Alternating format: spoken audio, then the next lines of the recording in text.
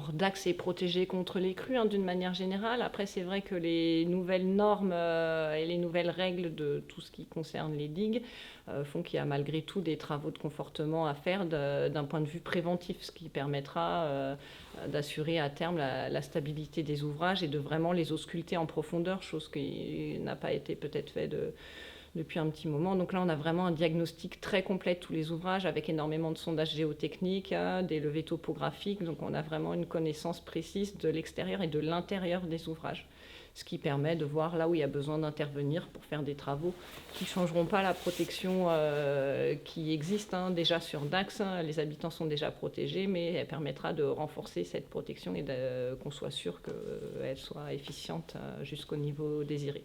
Actuellement, du coup, la première tranche qui a lieu cette année consistait à traiter la végétation, donc le déboisement quand c'était possible, puisqu'on respecte les arbres qui peuvent accueillir des espèces protégées. Donc ceux-là seront abattus dans un second temps si c'est vraiment nécessaire. Il fallait conforter le pied du déversoir de crue qui est au-dessus de la maison de la Barthe pour garantir la structure du déversoir, qui ne soit pas abîmé quand l'eau passe par-dessus.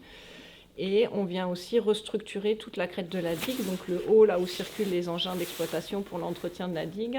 Et ce confortement permettra à terme que les engins puissent passer sans abîmer la digue, sans faire d'ornière, puissent supporter le poids des machines, des travaux forestiers, etc., qui seront nécessaires à terme pour assurer tout l'entretien.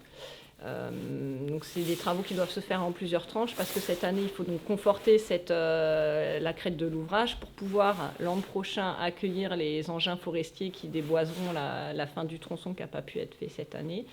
Et à terme, il faudra dessoucher les arbres qui ont été abattus sur les pentes, les talus de la digue. Et ça ne peut pas être fait pendant la période juste avant la rise de crue, puisque ça a fait des gros trous dans la digue quand on dessouche. Donc il faut venir remettre de la terre, de l'argile et de la terre végétale, compacter, attendre que le sol se stabilise, réensemencer de l'herbe par-dessus pour que la digue soit stable. Donc ça nécessite plusieurs phases, puisqu'on doit aussi respecter les calendriers écologiques des espèces protégées. Donc on peut abattre la végétation qu'entre septembre et octobre. Voilà, donc ça nécessite d'intervenir sur plusieurs années.